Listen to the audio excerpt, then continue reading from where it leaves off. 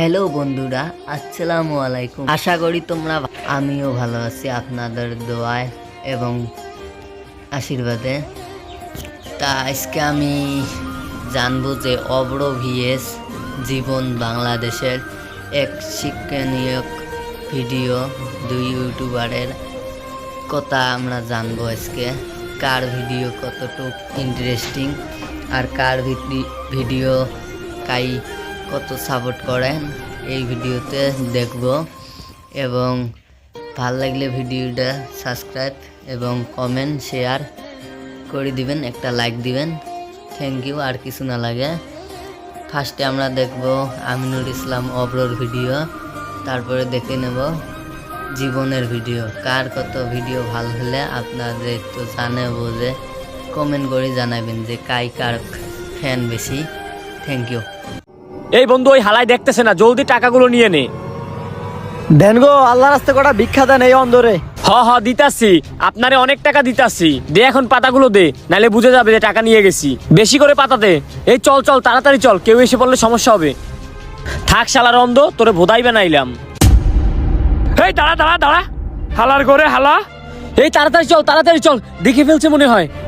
টাকা চুরি করে নিয়ে চলে যায়। আরে ভাই, আপনি ওদেরকে কিছু বললেন না কেন? আপনার টাকা তো নিয়ে চলে গেল। কাদেরকে ভাই? ওরা তো আমার টাকা দিয়ে গেছে, অনেকগুলো টাকা দিল, দেখলাম প্লেটটা ভার হয়ে গেছে। আরে ভাই, ওরা তো আপনাকে টাকা দিয়ে যায়নি, আপনার টাকাগুলো সব ওরা নিয়ে গেছে। উল্টে আপনার প্লেটের উপরে পাতা রেখে গেছে, দেখেন। কি বলেন ভাই? আয় হায়, আমার সব টাকা নিয়ে চলে গেল। আল্লাহ তোদের বিচার করব। আপনি একটু খেয়াল করবেন না আপনার এখান থেকে টাকা নিচ্ছে নাকি দিচ্ছে? আপনার সবগুলো টাকাই তো নিয়ে চলে গেল। এখন আপনি কি করবেন? আরে খেয়াল করতে পারলে কি আর ভিক্ষা করি রে ভাই? আল্লাহ তুমি ওকে বিচার করো আল্লাহ। এরা কি মানুষের জাত মানুষ? অসহায় মানুষদেরকে টাকা দিবে কিনা, উল্টে অসহায় মানুষের কাছ থেকে টাকা নিয়ে চলে গেল। আচ্ছা ভাই থাকেন, আমার কাছে যদি টাকা থাকতো তাহলে আমি কিছু দিয়ে যাইতাম। আমার কাছেও টাকা নেই, কিভাবে দিব? আচ্ছা কিছু মনে করেন না ভাই। আপনি সারা মানুষ শুধু পারে গরিবদের সাথে, অসহায়দের সাথে। হ্যালো বন্ধুরা, অব্রর ভিডিওটা কেমন লাগিল? ভাল লাগলে কমেন্ট করবেন। কার ফ্যান আমি দিশে পাবো। এইবার দেখা যাক জীবনের ভিডিও। চলো স্টার্ট করি। এই দাঁড়া, আয় দিকে আয়। কি হইছে? তুই ঈদ এই লোকটার মাথা নিতেছস কে? আরে বেটা, মাথা বড় টেনশন। সকাল থেকে একটাও খাই নাই বেনশন। বাসায়ও টাকা পয়সা নাই, পকেটেও টাকা পয়সা নাই, আর আশেপাশে কেউ নাই তো।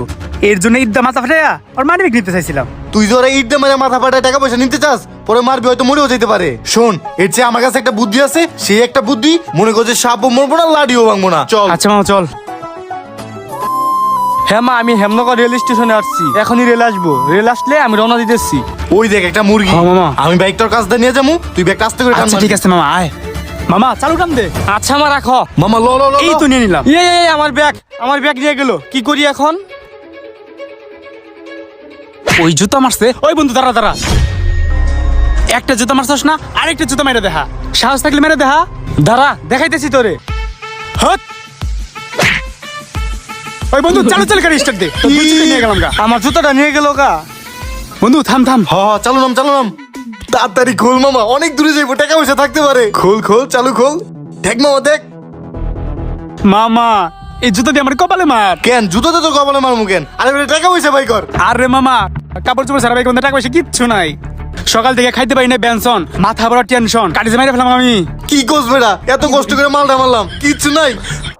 হ্যালো বন্ধুরা, কার ভিডিওটা বেশি ভালো লাগছে আর এই ভিডিও দেওয়ার জন্য চ্যানেলটা সাবস্ক্রাইব করে রাখবেন।